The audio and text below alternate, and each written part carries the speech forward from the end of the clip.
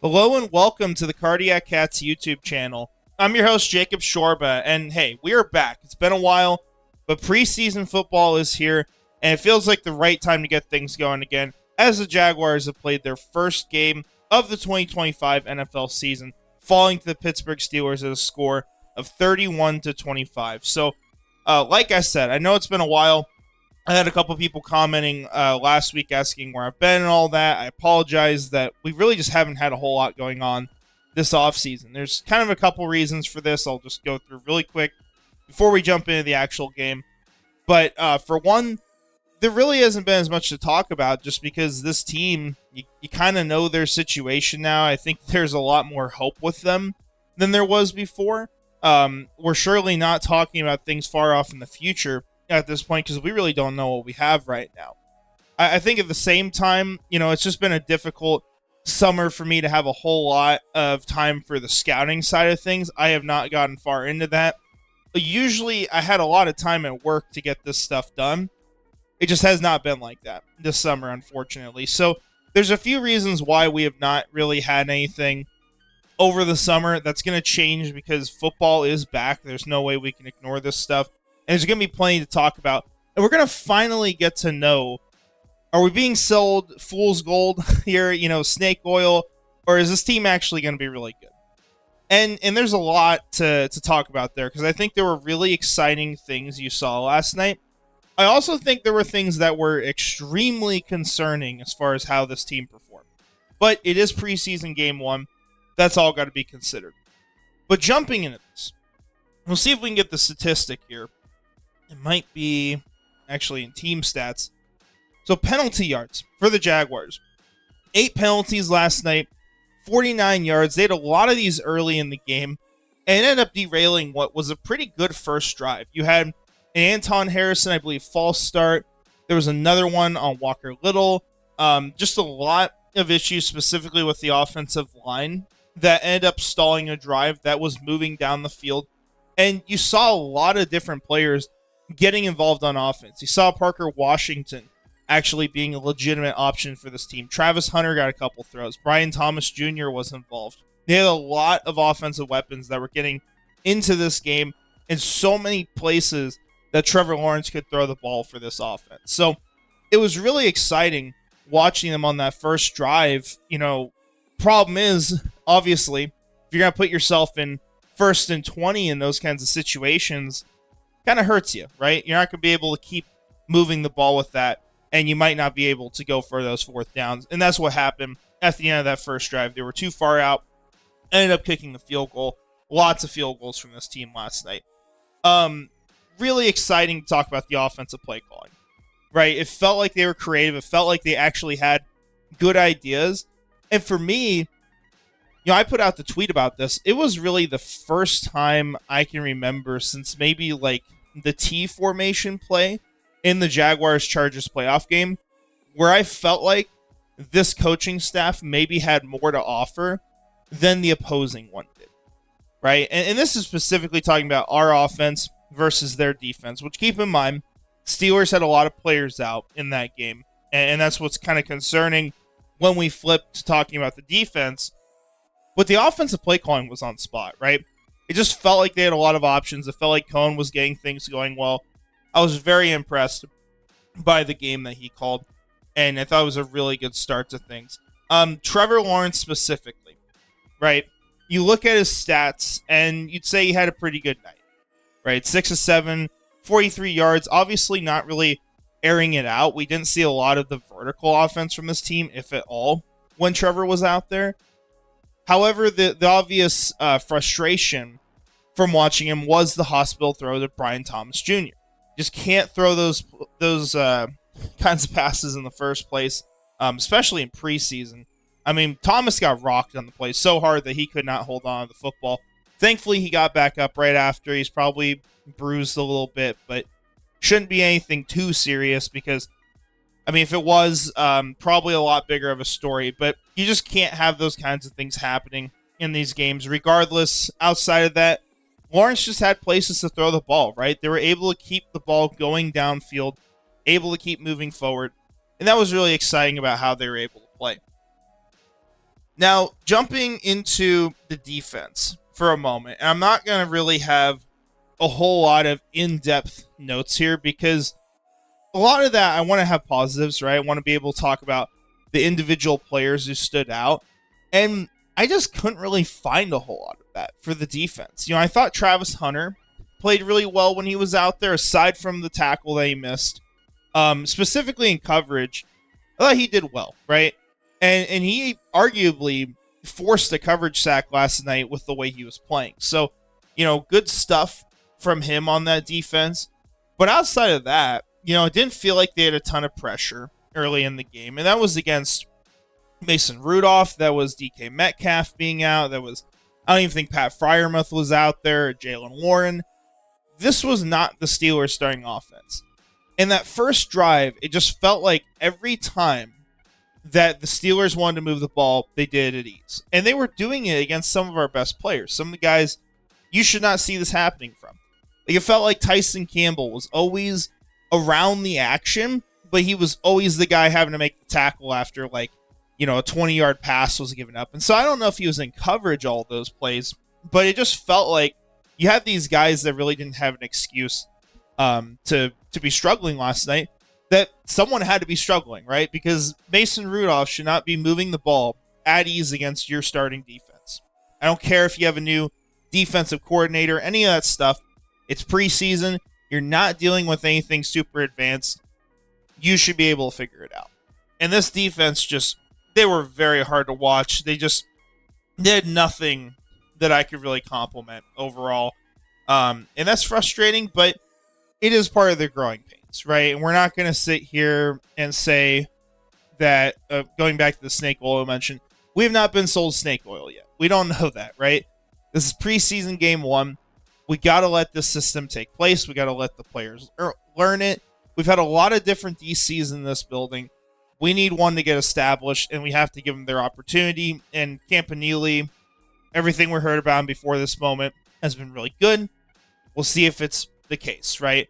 And the verdict should not be out, even after a really frustrating defensive performance overall from this team, especially the starting unit for us. So that's kind of all I have to say on the defensive side of the ball. I don't want to get too much further into it. I think we need to see a little bit better of a game to really note the individual performances. But getting back to the offense, the rushing attack originally on the first drive really was not that explosive. Didn't really do a whole lot. Travis Etienne had 2 carries for 6 yards, just sort of average, right? And sort of what it felt like we were seeing from him last year. After watching Tank Bigsby again, who felt a little bit faster in this game, he just was very decisive, made quick decisions, got downfield, and this is still right now an offensive line where I think you're going to have to do that. I don't think you're going to have tons of run lanes developing that you got to wait for that are going to open up. I just think they have a long ways to go still. I think they took steps towards improving the offensive line long term. Like, for example, love the Wyatt Milam signing. You guys heard that from me when the draft happened. But there are a lot of areas I still think they can improve. I think there's weaknesses, and I think you need a running back that is going to take it and go and try to get upfield. And I felt like Bigsby did that very well, and I felt like that was why he was a better fit for this offense last year. Then you also had Bashal Tuden, who, like Bigsby, played very hard in this game. Right? Very physical, fighting for extra yards. You saw the awesome touchdown he had, first touchdown in the NFL, where he is just pushing through the pile, gets other players involved, and it's like, this is the kind of offense you want to see from Jacksonville. We want to see these guys get out there, push the pile, get physical, get aggressive, and get the ball moving, right? You have to set the tone in these games, and I love seeing that. Of course, it was like third or fourth quarter, but still, great run by Tuden to do that. And you just saw a guy that not only was a hard-nosed runner in this game, but very explosive, very quick. And you wonder what's going to happen if they can get him out in space. I would love to see Tuden be the receiving back, be the change of pace guy for this offense while Bigsby takes the workhorse load for this team. I think that would be a phenomenal combo. I think at this point, I'm not necessarily sitting here and saying Travis Etienne is a washed running back or a really bad player or anything like that. It is more to me that I don't know how much more he adds on to this running back room, barring him returning to like 2023 form. And if that's the case, I do really think it would be in his best interest and the team's best interest to try to find a trade partner, let him go somewhere else while he's still got a year guaranteed, prove himself there. He's probably going to be a starter somewhere, and then go from there, right? And get something in return for him. You don't got to worry about the comp pick formula or things like that. And let the guys who are probably going to be the future of this backfield go out, play this year, and earn it. Because I do think that Tank Bigsby and Bashal Tuden make a really nice tandem for this backfield. So I was very happy with how they played. I thought it was really good. We're just going to have to see what happens there, though, right? This is a crowded backfield. They've got three guys, arguably, who can start. Hines-Allen as well. Pretty good player, I think, for where he's at. And he should have some kind of role as a receiving back and as a blocker. I think he can do stuff there. So the backfield, that felt like a bit of a revelation for me on how I see things going. And I've sort of been on the page of probably moving on from ETM, but I would like to see a bit of a committee with these guys. I think that you've got a lot of people who could play a good role. Now let's go away from offense and defense for a second. And we're going to talk about the big play of the night, right? Special teams. See if we got it down here. Cam Little, 4-4, right? It's not even the impressive part. 13 points, 70-yard kick last night. And what's so wild to me, just having actually kind of watched the guy before he was drafted, knowing more of his background, when they said he was attempting a 70-yard field goal, I sat there and thought he was going to make it. Genuinely. I sat there, I'm like, this guy's going to make this freaking kick. And he goes out there, and he's got a little bit to spare on it. Right? Like, this dude, if he keeps up the accuracy part of things, which is the big question that he had when he came out of college, right? Because you can have the big leg, and you can be able to kick these crazy field goals, but you have to be consistent.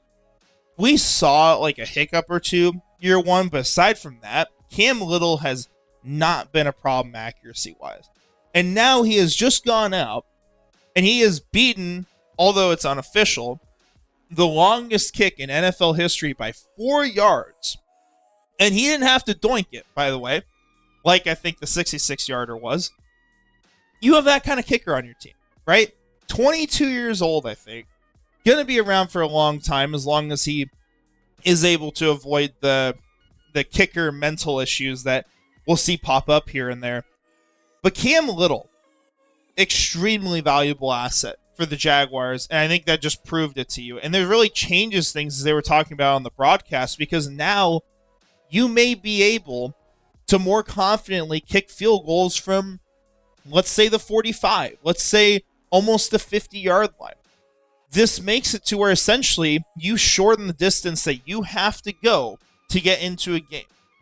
If this team is down and they got to get 3 points to tie it or 3 points to win at the end of a game, we don't have to get inside the 40-yard line like other teams and then worry about the kick, right? In this stuff, it may be very specific in the games that matters, but at some point, it is going to matter, right? And this could be a win for the Jaguars. If your kicker is able to impact the game like that, that's a big win, right? That's the kind of stuff you want to see. So, phenomenal from Cam Little. Definitely becoming a favorite. Hopefully he is here for a very, very long time. Now, to kind of wrap up the individual notes here, I was a little concerned about the backup quarterback situation. I think especially compared to last year. I had a lot more confidence in Mac Jones because he was technically a Pro Bowl quarterback. He obviously had fallen off for 2 years, but still someone that you could see him coming into the system and figuring it out and playing solid football. And I thought he did very well during his time here. I don't think he was like a franchise quarterback or anything, but I thought he played well. He was someone who unlocked Brian Thomas Jr. at the end of last season. And he ends up going to San Francisco to back up Brock Purdy. Really good addition for them. But now Jacksonville has three guys behind Lawrence who really are either unproven or just have not impressed me all that much throughout their careers. Nick Mullins is QB2, John Wolford is QB3, and Seth Hennigan is QB4. Now, talking individually here, Nick Mullins ends up not having a pick on the night, but he pretty much threw one. He got lucky on the play. The pass, honestly, the roughing the passer was kind of bullshit, if we're gonna be honest. But Nick Mullins, when I've watched him before, because my dad's a Vikings fan, a lot of my family, they like the Vikings. Now I follow their games. I'm sort of a closet Vikings fan after being a Jaguars fan. And I watched a lot of Mullins whenever, I think it was Cousins went down in 2023. And what Mullins does a lot of the time when he's playing, he's hyper aggressive. He's going to move the ball. Like, he's able to get the offense going. The problem is that aggressiveness turns into recklessness a lot of the time. And you get throws that throw away a drive, right? You may have good stats like this in the night, and this takes away the one pick that should have been a pick. But when you turn it over, it's not going to matter, right? You could go 70 yards down the field. If you throw a pick in the red zone, who cares, right? Doesn't do anything except pad stats in terms of yardage. So Nick Mullins kind of just reaffirmed that to me last night. And it's not something I would have a whole lot of confidence in for this team as far as if Trevor Lawrence goes down, are we in safe enough hands? I don't believe that with Mullins. For John Wolford, 5 attempts, 3 completed, 63 yards, right? Not a lot to say here. He was fine, but he's John Wolford, and we really don't know a whole lot about him. Or I can't say off of this, okay, I'm confident in this guy, right? But the final one was Seth Hennigan. And Seth Hennigan, I'm hoping he's something. I'm hoping that he could be the QB2 for this team long term. He played phenomenally on the final drive, except I would say what ended up being a costly throw on the final play. Throwing it in bounds, defender coming downhill, got him down before he got to the sideline, ends up running out the clock, right? But you saw some phenomenal plays. You saw him rolling out of the pocket, being able to layer the ball deep and get it out there to, I think it was a tight end wearing like 45. I didn't even know who the tight end was. But just a big play when you needed it, right? You saw him going down for a sack, able to shovel pass it to, I think it was a running back in the backfield, who then goes and picks up like 10 plus yards. It was Hines-Allen was who it was. You saw these plays that were exciting, and if you have Lawrence go down for a minute, and you need someone to come in and maybe step up and make a big play, I would have more faith in Seth Hennigan than I would Nick Mullins. Even if Nick Mullins knows the offense better, has been around longer, Hennigan, I feel like, has a little more upside. And at the end of the day, I'm not saying let's cut Mullins, let's cut Wolford, let's have these two guys. I think the big thing for Mullins that he's going to offer is the familiarity with the offense. They've already talked about how this has helped out Trevor Lawrence a lot. And so I would like to keep that around, but I would love to see Seth Hennigan challenged to eventually be the quarterback 2 in this offense. Because this was a guy who, while he wasn't talked about a whole ton in the last class, he was a draftable prospect. He could have gone, right? He had a very good career at Memphis, long-term starter there, lots of experience. I would love it if he could be the QB2 for this offense eventually. But we'll have to see what happens. Overall, final notes. I would love to go pull up PFF here, but I don't think they have everything updated yet. They did not when I first loaded up before the video.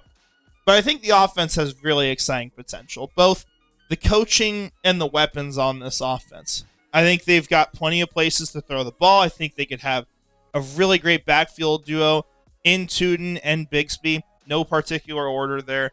And I think that this team, with better coaching, is going to be able to score. I think they're going to have a lot of points this year. I think we could be in for some really fun games, because even if the defense continues struggling, I mean, this team, we could have some classic games this year as far as how many points are getting put on the board overall. Now, I would prefer they're all by Jacksonville, but this defense has got to step up if that's going to be the case. It is preseason, week 1, once again. But the defense gotta be a lot better than they were. You should not be getting gashed by Mason Rudolph. You should not be getting destroyed by players who are not on the field that much. It's not acceptable, and it has to change. So, kind of my final thoughts there. Looking at the depth chart before we go here, like I mentioned, I think the main changes I would make at this point, I think ETN would be someone I'd be moving on from. I'd like to see Hennigan rise by the end of the season. Obviously, we don't want to rush a rookie up the board.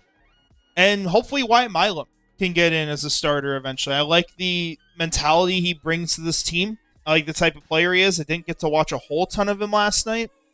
But those are some things I think I would like to see from the Jaguars. And that's probably all we got here, right? Exciting first week, getting to see Travis Hunter play on both sides of the field, play well doing it too. Is fun, right? And we're going to get to see a lot more of that. And it's going to be an exciting year with a lot of things changing in Jacksonville for the better. So, with that said, we are going to wrap this up. I want to shout out our channel members, Gator John Bites, Ichi Wiener, Nightmare Eco, Mr. Dolphin, Brian Foster, and Frangies. Thank you guys for supporting this channel. Once again, apologize it's been a while. This is not how it's going to be during the regular season. I'm not saying we're going to have 4 or 5 videos a week, but we will be active from this point forward. We got to be. Jaguars football is back. So thank you all for watching. Hope you have a great rest of your day. And finally, go Jags.